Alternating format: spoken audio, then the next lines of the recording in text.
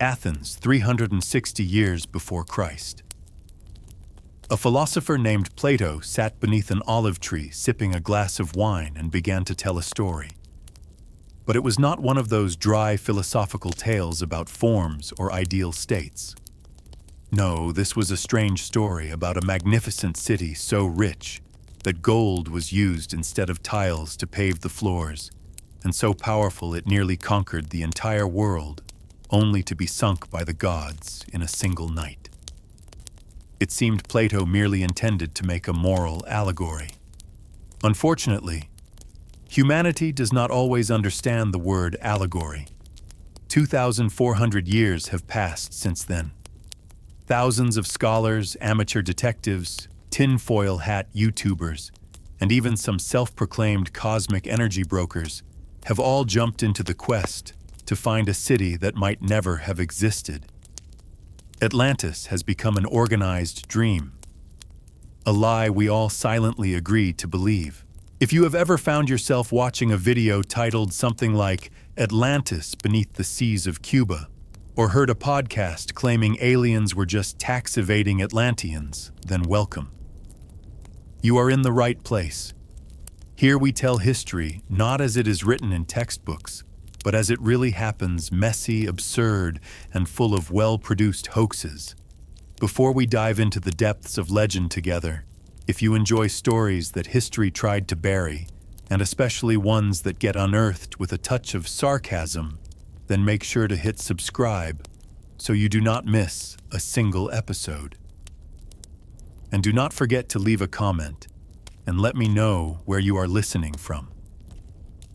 I am genuinely curious how many people across how many continents are joining this search for a lost city. History is a massive joke, but sometimes it is within the joke that we find ourselves. Plato and the story beneath the ocean, or the first TED Talk in history.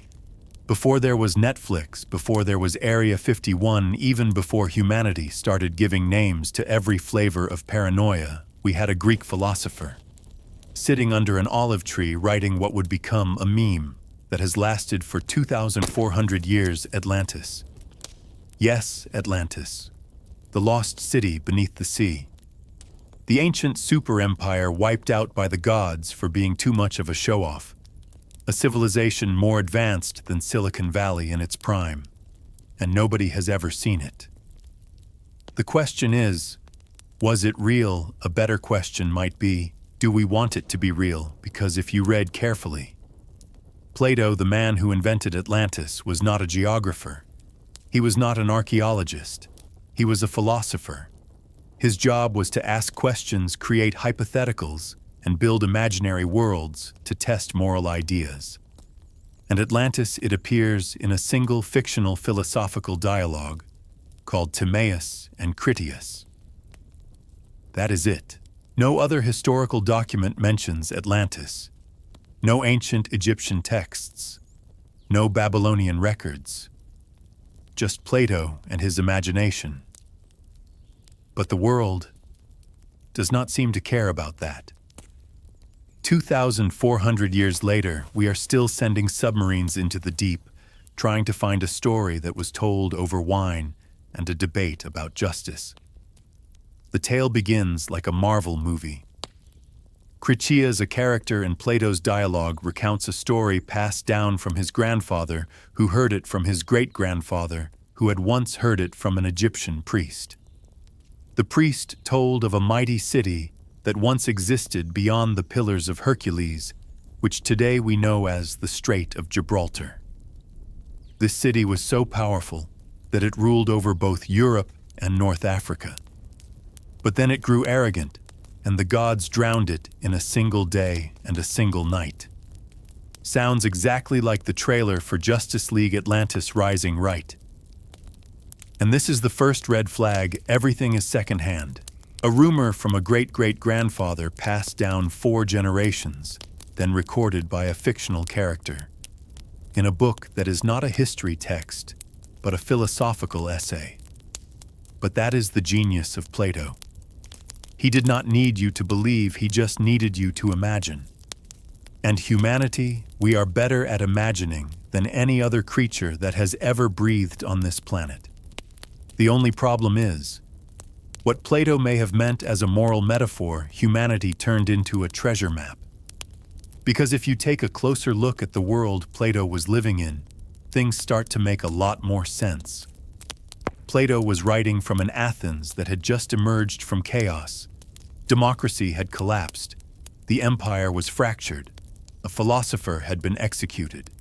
And Plato himself was deeply disillusioned with humanity. To many scholars, Atlantis was never meant to be the ideal empire. It was a mirror, a dark reflection of Athens itself. A vision of what Athens could become if it lost its soul completely. And the story of Atlantis sinking into the sea, it was not prophecy. It was a warning, do not let this happen to us. So why 2,000 years later are people still out there hunting for Atlantis?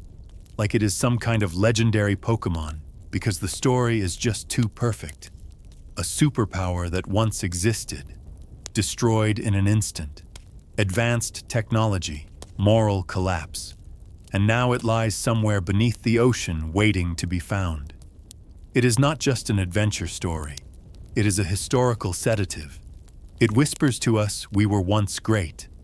And if we find Atlantis, we can be great again. But the truth is, Plato never wrote Atlantis so that you would believe it was real. He was not narrating a Discovery Channel special.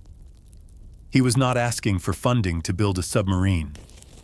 To Plato, Atlantis was something closer to a moral fan fiction, an ancient version of Black Mirror, where you invent an imaginary world to reflect the flaws in your own. And yet somehow, this story has outlived every actual empire.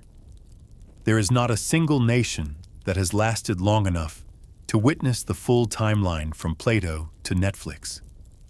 Atlantis, on the other hand, has pulled it off.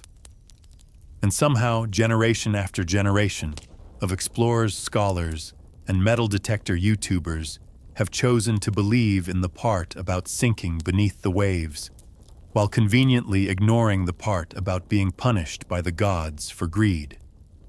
Maybe even Plato did not expect this. Maybe he is up there on Mount Olympus right now watching us and thinking I wrote a moral fanfic, and these people think it was a travel guide.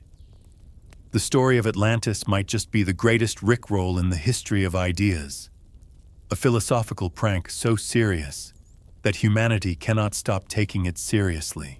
And so from Athens to New York, from the Library of Alexandria to Facebook Watch, we keep diving for a city that may never have existed just because we need to believe it did. Because sometimes a beautiful lie is stronger than a painful truth. Once every century, a doctor dives in and yells, "I found Atlantis."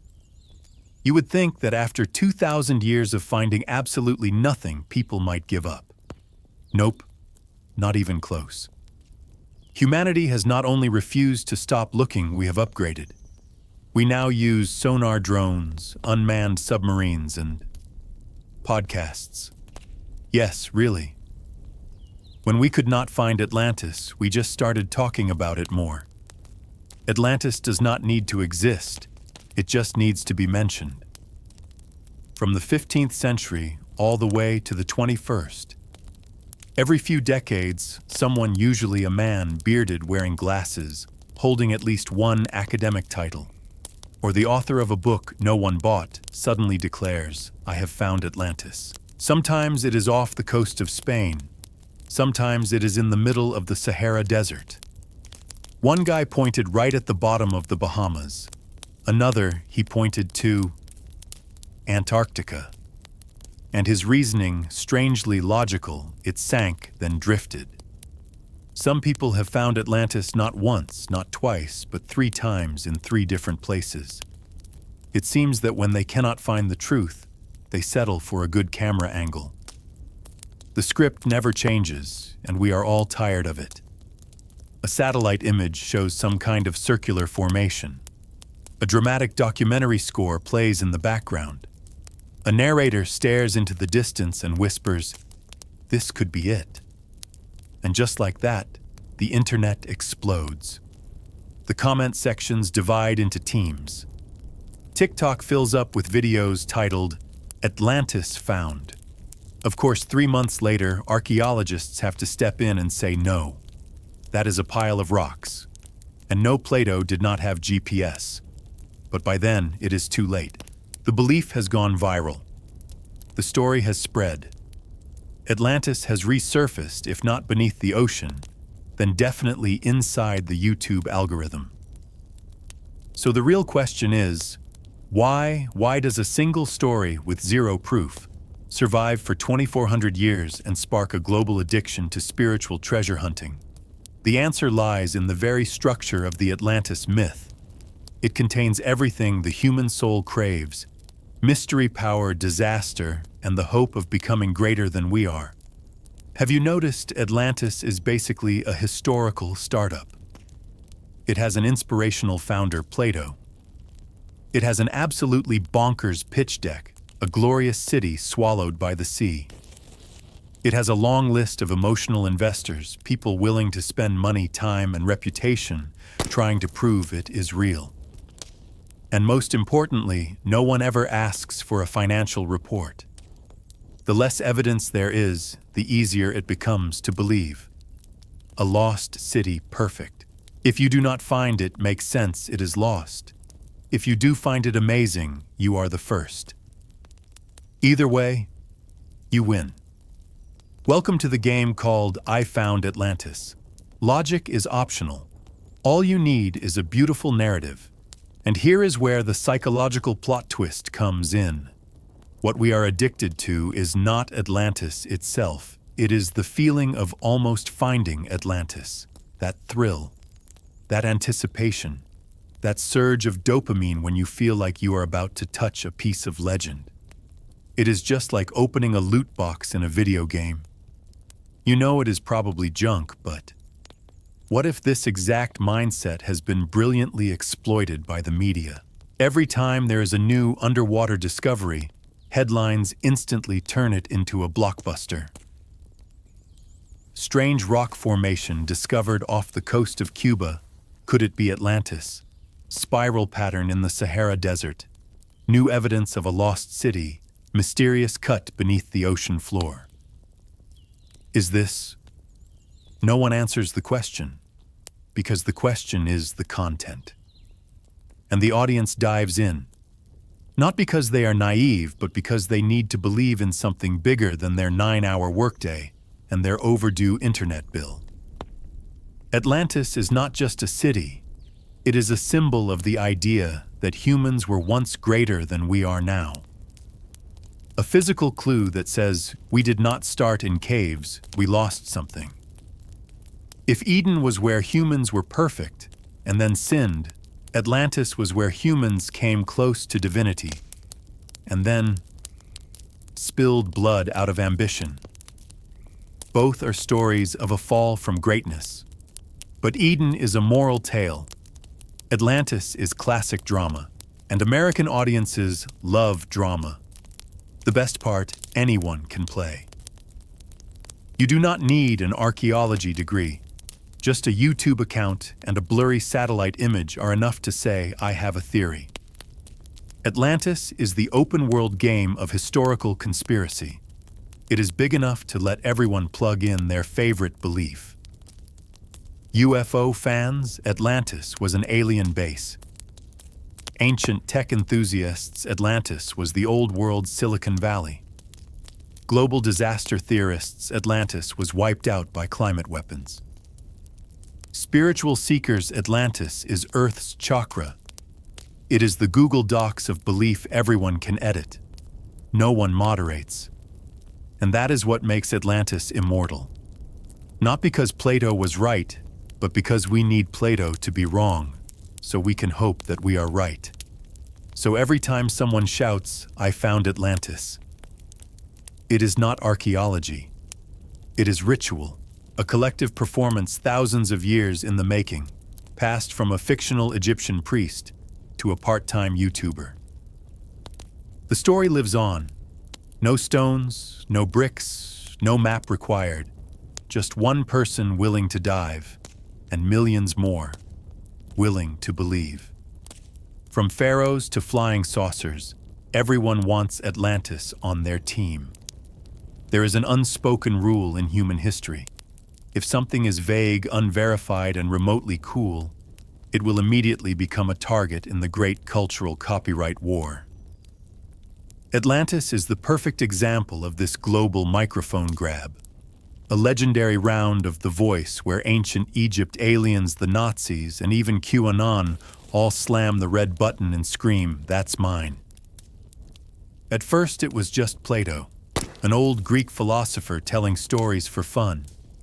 But over time, Atlantis became the prime real estate of the historical fan fiction universe.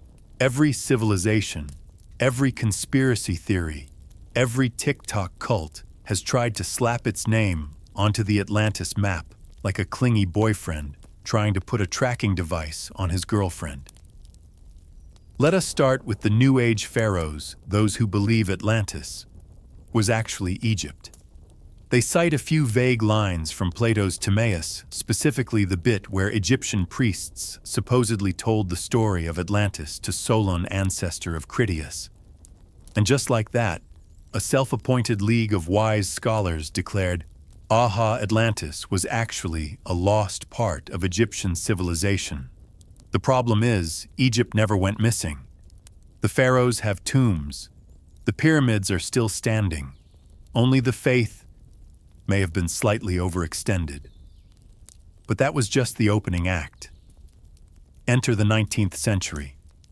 Ignatius Donnelly, a U.S. congressman who clearly preferred writing books to passing laws, dropped a cultural nuke with his bestseller Atlantis, the Antediluvian World. In this book, he claimed, not only was Atlantis real, it was the mother civilization of all great cultures, Egypt, Greece, the Maya, the Inca, India, all just children of Atlantis. The reaction from the academic world. Roughly what you would expect if you said the Earth is flat at a NASA conference. But Donnelly did not care.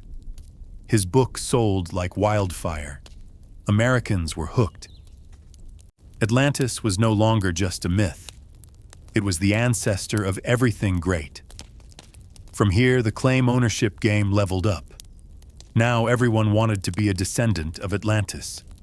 Not out of love for philosophy, but out of love for power.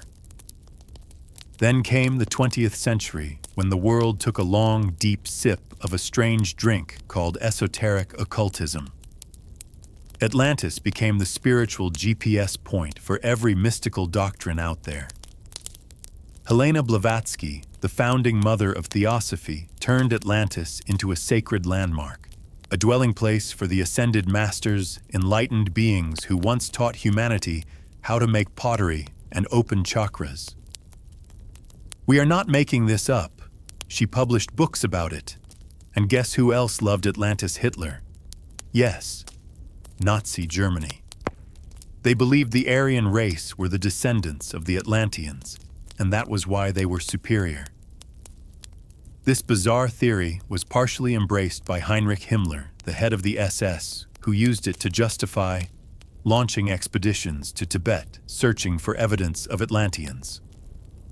Yes, Tibet. To prove that Germans came from the sea. By that point, Atlantis was no longer a city. It had become a mythical racial passport, a supernatural certificate for anyone trying to say, "I am superior," in a mystical way. Of course, the 20th century was not done yet. Just when you thought every wild theory had run its course, the UFOs arrived. After the Roswell incident, the flying saucer researchers started linking Atlantis to aliens. Sounds familiar, right? An advanced civilization, destroyed by out-of-control technology, vanished, left behind strange stone structures no one could explain.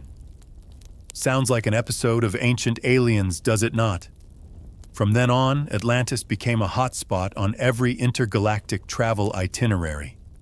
Aliens were said to have taught Atlantis their technology, then stormed off to Sirius in a cosmic tantrum, leaving the city to sink into oblivion.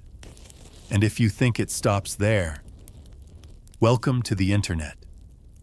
In the 21st century, every Reddit thread, every conspiracy YouTube channel, every TikTok comment with 4 million likes has someone claiming Atlantis is inside the Earth. Yes, hollow Earth base. Atlantis exists in a quantum frequency range. Atlantis was the past life of New York before gentrification. Atlantis did exist, but the government deleted it from Google Earth. In short, Atlantis is a blank canvas for all collective obsessions, an emotional Lego block that everyone wants to snap into their own belief system. Why? Because Atlantis has the one thing every belief system craves. It has never been definitively proven wrong. If you cannot disprove something, you can claim it. And because Plato left so few specific details, Atlantis is like a bar of gold with no name engraved on it. Whether you are a nation, a religion, a movement, or just a very persuasive guy on TikTok, if you can tell a good story, you can say Atlantis belongs to us. It is the NFT of history, invisible, unmeasurable, but emotionally priceless. That is what makes Atlantis the final sacred frontier. Not a place to build truth, but a stage to build your own personal version of I am special. Because in a world oversaturated with half-truths, nothing is more seductive than a lie that has never been caught. And Atlantis is the most beautiful lie humanity has ever chosen to believe in, then fought to sign their names on. Why humanity loves collective lies, and why Atlantis is the easiest one to swallow. There's a special kind of lie that humans do not just believe, we volunteer to believe it. No proof required, no logic necessary, just a feeling. Atlantis is one of those lies. And the craziest part, we know it is a lie, but we still do not want it to go away. You think that is naive? Not at all. It is emotional self-deception at genius level. And humanity is a species that has maxed out that skill tree. Because if anything captures the true essence of human nature, it is how we have treated Atlantis, a story with zero verification. Written by a philosopher who was not an archaeologist, no confirmations, no witnesses, no physical evidence.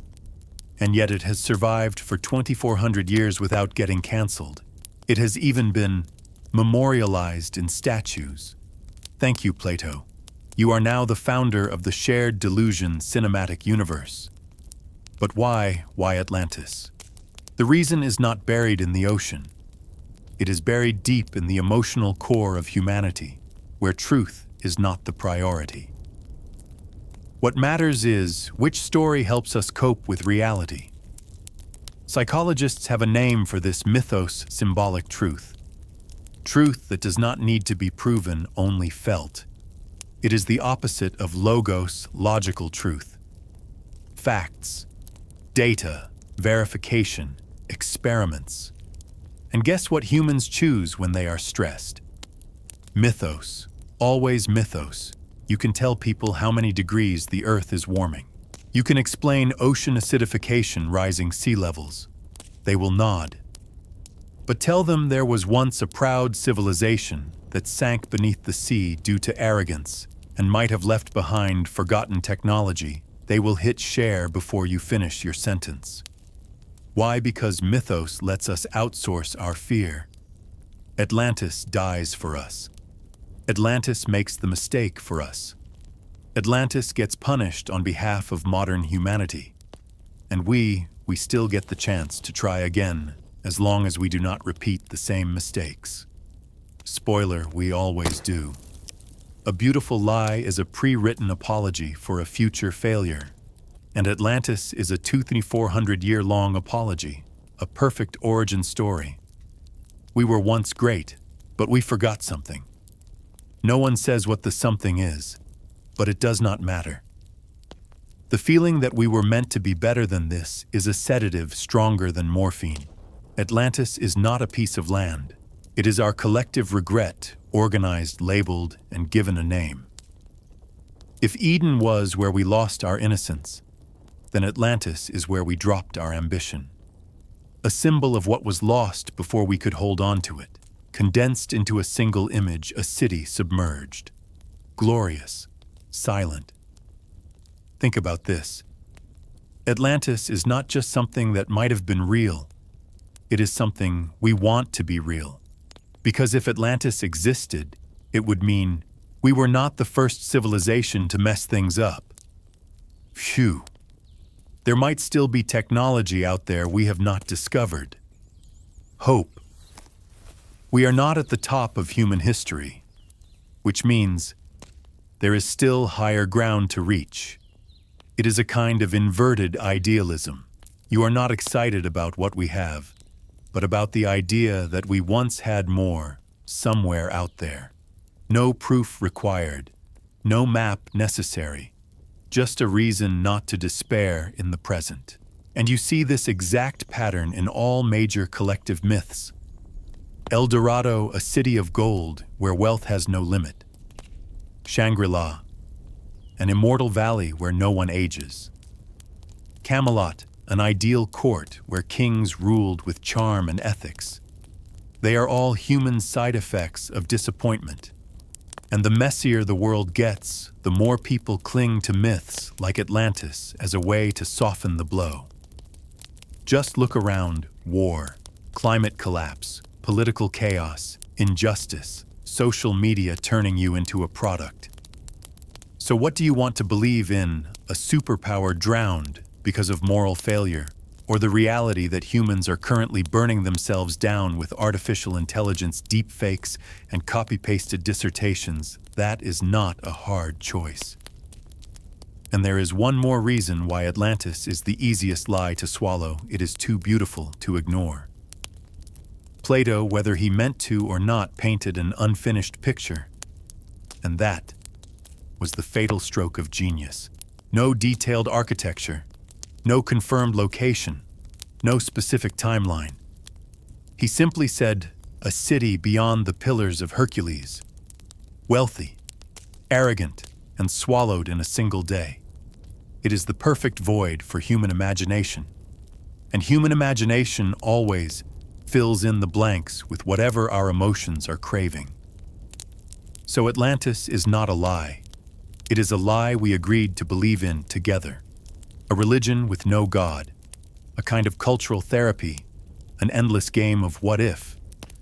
Atlantis is a candy we all know is artificial, and yet we keep it in our mouths whenever reality tastes too bitter.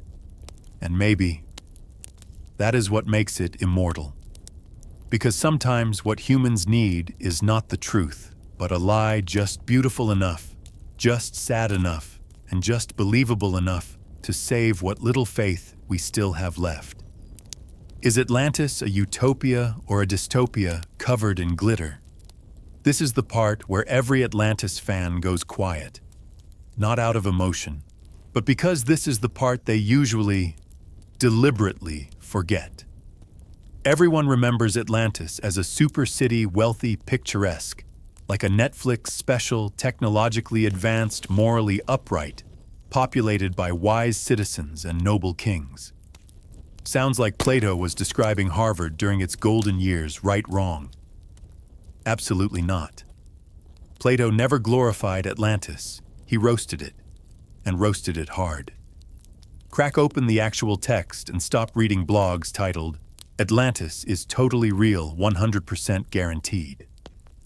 Atlantis was not a blueprint for paradise. It was a warning about a well-dressed nightmare. According to Plato, Atlantis started out as a place where kings and citizens lived in harmony under ideal laws. Basically, a moral city, with air conditioning.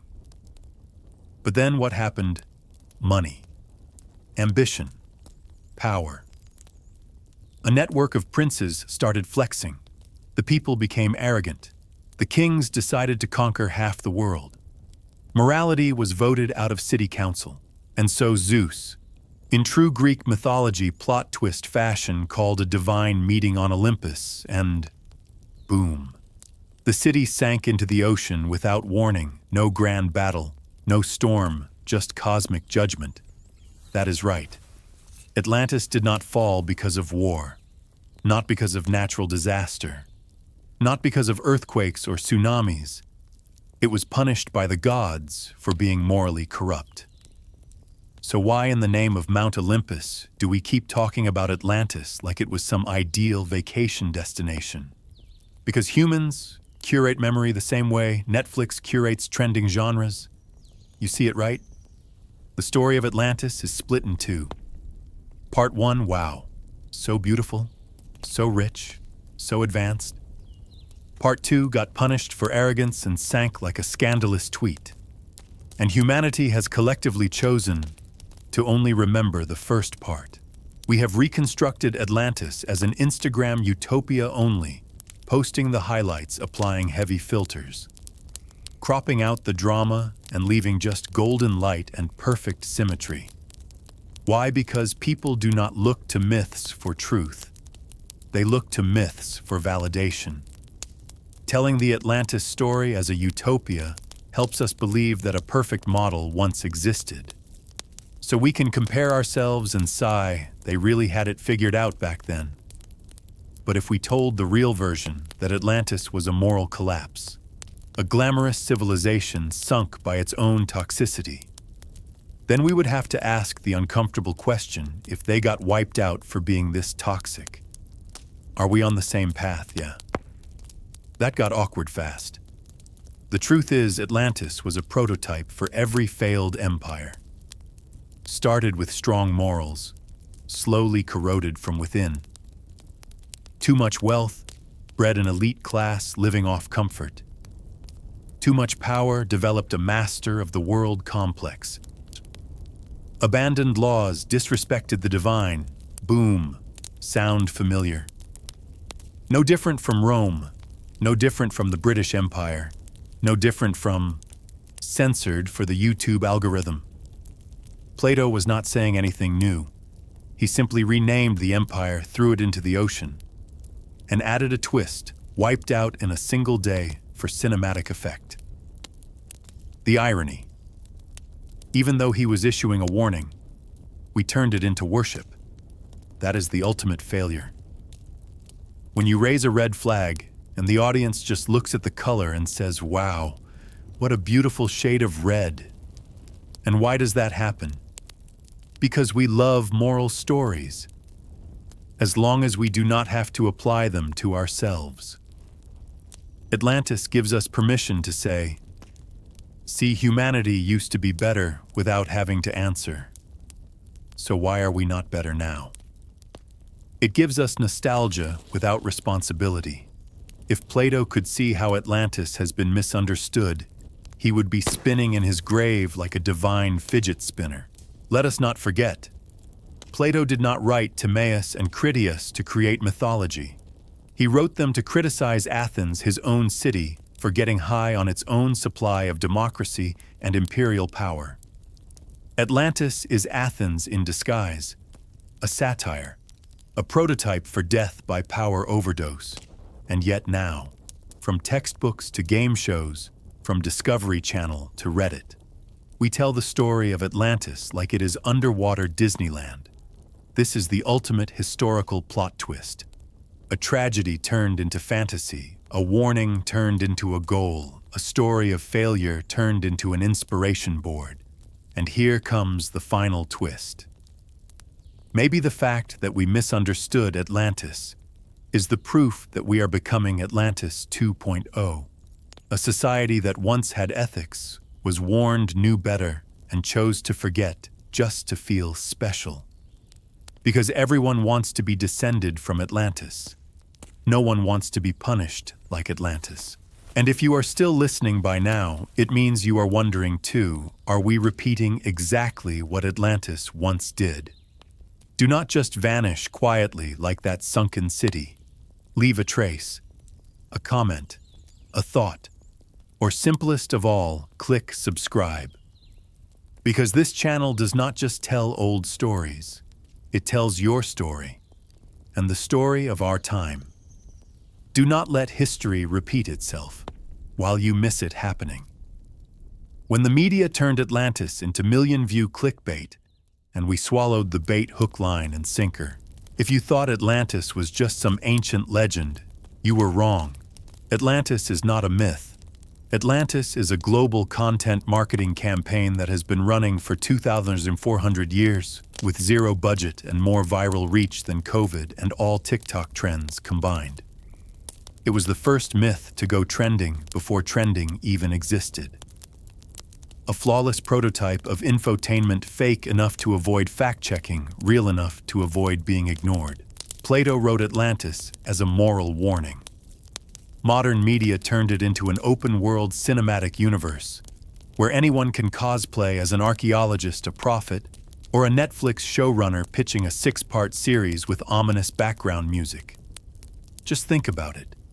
A Greek philosopher wrote a story full of allegory, and 2,400 years later, the History Channel airs it at midnight with a narrator who always whispers like he just found the source code to the Matrix. And we eat it up. No questions, no fact-checking, no blinking. Why? Because Plato told a story. But media turned it into the story you want to believe. Just turn on any Atlantis documentary. It always starts with satellite footage, strange circular patterns at the bottom of the ocean. A voiceover fades in. This image has never been released. Until now. Cut. Zoom. Mid-tier Inception-style music swells. Next comes a man in glasses, self-labeled as an independent researcher, standing next to a map pointing to a blurry shape, speaking in a trembling voice. If my theory is correct, this could rewrite human history. Cut again. Close-up shot of someone flipping through a weathered old file. The background music spikes. We still do not have an answer. End of episode 1. You are hooked. Atlantis has not been found, but one more viewer just spent another 46 minutes on the platform. And do you think producers need evidence? No. They only need 3 things: a theory that sounds plausible, a single real sentence from Plato. And most importantly, the audience does not need proof. They just need to feel like they are discovering something. That is why a myth can survive for so long. Not because it is true, but because it is well told. People are using AI to recreate maps of Atlantis. Not for research, but to design concept art for an NFT series called Ancient Descendants. There are AAA video games set in Atlantis. Not because it is historically accurate, but because, let us be honest, it sounds way cooler than Wet City Chapter 3. There is an EDM track called Atlantis Reborn. There is a girl who tattooed Atlantis down her spine because she dreamt about the city when she was 8. And the best part, no one can prove her wrong. Atlantis has been rebooted, remade, and remastered thousands of times, each version drifting further from Plato, but getting closer to the modern audience. The original Plato version may have been a moral test for Athens, but the 2025 version, it is a brand. A content engine fueled by views, likes, shares, and comments like AI does not want you to know this.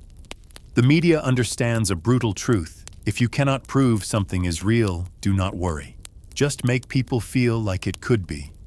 That is content with no expiration date. Not because it is accurate, but because it fuels the endless thrill of discovery. And the audience, they are not stupid. They are not fooled. They are willing accomplices. Because sometimes watching a cinematic Atlantis story, packed with conspiracies, scored with a documentary-style voiceover, is more comforting than facing a reality where electricity bills rise and moral standards fall. If Atlantis is real, there is hope. If not, at least we got a good series out of it. Here is the most brilliant part. Plato only had to write one myth. But the media, they turned it into an open world with no end. You can play from any angle: spiritual theories, ancient technology, alien settlements, Atlantis bloodlines, Atlantis as the city of serpent people, Atlantis as Earth's energy distribution hub, and reality, nobody needs it anymore. Truth does not generate clicks, but Atlantis gets views. What if Atlantis was actually found tomorrow? Imagine this, you wake up tomorrow morning to breaking news across every screen, breaking exact location of Atlantis confirmed. Beneath 7,000-year-old sediment off the coast of Morocco, archaeologists have unearthed a massive urban structure matching Plato's description. The world holds its breath. Twitter implodes. Reddit explodes. YouTube welcomes 500 new Decoding Atlantis channels overnight. Headlines rejoice. Governments hold press conferences. Elon Musk tweets, "Send in the robot." I want in. This is it. The moment centuries have been waiting for, the myth becomes reality. But, hold on. After the initial wave of global excitement, a colder question starts to creep in. Is that it? We found it. Now what, when the myth becomes an archaeological site? When the dream becomes data? When one of humanity's greatest mysteries is GPS tagged and fenced off with security tape? What is left? This is the moment where dopamine addiction loses its purpose. You have spent years, maybe decades, living in the thrill of it could be real. It has not been disproven. There is still hope. And suddenly, the story ends. No sequel, no twist, no next chapter. Just rocks, ruins, and an information board. You walk into the Atlantis Museum. You see a 3D model, a few ancient artifacts, a laminated map under glass, and a kid eating vanilla ice cream while his dad explains prehistoric plumbing systems. Welcome to reality. Atlantis is now real. And like most real things, it is terrifyingly ordinary. You thought finding Atlantis would be liberation. No. It is a limitation. When every possibility is boxed up into artifacts, imagination, the thing that kept Atlantis alive for 400 years is officially laid off. No more conspiracy theories, no more arguments, no more whispers of the government is hiding it. Because now the government runs guided tours. A myth does not die from being disproven. It dies when there is nothing left to discuss. Truth is a powerful drug, and its side effect. It kills any belief that dares to be more beautiful than reality. Before it was discovered, Atlantis was infinite. Once discovered, it becomes right over there. Turn left past the fire exit, and do not forget to buy your ticket at the gate. Let me ask you this, do you really want to see Atlantis with your own eyes? Or do you just want to keep living in the possibility that it might exist? But no one has found it yet. You are not alone in this feeling. A 2019 survey asked over 2,000 people if you could learn the absolute truth about the Bermuda Triangle. But that truth proves there is nothing mysterious about it. Would you want to know? Almost 70% said no, because knowing the truth means the dream is over. What has been explained loses its magic. And it is in that twilight space between not knowing and wanting to know that Atlantis thrives. It is Schrödinger's utopia. It only exists as long as you never open the box. So you have to ask yourself again, do you love Atlantis? Or do you love the feeling of searching for it? It is just like modern love. Once you finally have it, it often just feels normal. If tomorrow you found out that Atlantis is real, that it is just lying there calm, no ancient technology, no aliens, no laser-powered ruins, just a flooded city, would you be disappointed? The terrifying answer is yes, because we have made Atlantis bigger than Atlantis itself. It is where we place our regrets. It is our fantasy of lost greatness. It is imaginary evidence that we were better than this. Once. And finding it means there is nowhere left to put our belief. So here lies the greatest paradox of Atlantis. It must never be found. so it can remain the last refuge of hope. Like a mythical mirror, we do not look into it to see the past. We look into it to avoid the present. You can search for Atlantis your entire life, but the moment you find it, you also have to say goodbye. And maybe, just maybe, the wisest thing Plato ever did was not writing about Atlantis. It was leaving it unfinished. An empty space big enough for humanity to fill with imagination. A door left unlocked, but never quite opened. It was not Atlantis that sank. It was our need to believe it was ever real. Atlantis never truly existed. And that is exactly why it still lives. Because from beginning to end, what we have been chasing, digging for, theorizing about, was never just a city. We were not searching for stones, not for columns, not for coordinates. We were searching for a lost miracle. And once you understand that, you understand why Atlantis is immortal. Not because it lies beneath the ocean, but because it lies beneath a shared human longing. Atlantis is imaginary, but our desire for it that is entirely real. Real enough for us to layer it with everything we feel the world is missing. Morality, wisdom, justice, strength, balance, greatness. And then we turn it into the final destination of every sentence that begins with, we should have been better. The world should not have turned out like this. Humanity should have been more than this, somewhere at some time. Atlantis is where all of those should-haves go. It is not a dream of the past, it is an excuse for the present. Have you noticed, every time we speak of Atlantis, we do not speak with scientific curiosity. We speak in a whisper, with regret. As if we are talking about a past lover we never met, but are somehow sure if we had, we would not feel this lonely now. And so Atlantis becomes the last refuge for those worn out by the real world. A place no one has ever stepped foot in, but everyone somehow remembers. A place no one can prove, but everyone finds a reason to believe. It is like a song you have never heard, but somehow already know the lyrics to. Like the smell of rain that brings back memories that never happened. Like a door that is always open, but no one ever walks through. Atlantis was not sunk by the gods. It was hidden by us, so we would have something to hope for. Because do you know what is more terrifying than loss? It is realizing there was never anything to lose in the first place. If Atlantis never existed, then maybe we were never truly great. If Atlantis was just a philosophical troll by Plato, then every belief built upon it, centuries of trust, centuries of searching, was all just an act, and we cannot live with that. We need Atlantis to exist. Not so we can touch it, but so we can hold on to some part of ourselves, the part that believes, even in a broken world, there was once a place that was not. It does not need to be real.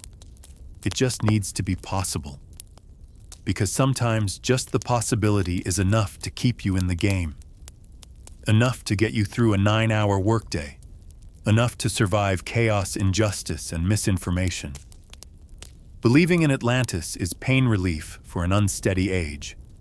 A myth that does not solve problems but helps you endure them. And you know what? That is not a bad thing. Because sometimes humanity does not need a cold, hard truth etched into stone. Sometimes we need a dream just beautiful enough, just sad enough, just far enough to stay untouchable, but close enough to pass down in stories. That is how Atlantis lives on. Not through ruins, but through retelling. From Plato to podcasts. From parchment to reaction videos. From a philosopher disillusioned with Athens to millions of people sitting at screens typing. Maybe it was real. Maybe it was. Maybe it was not. It does not matter. What matters is you believed. And you were not alone. And maybe in a world where everything can be fact-checked in zero point 0.3 seconds, the things that cannot be verified, like Atlantis, are the last things we are still allowed to dream about. So when someone asks you, do you believe Atlantis was real? The wisest answer is not yes or no. It is, I hope so. Because if not, we lose more than just a city. We lose the right to believe that something good, something great might once have existed.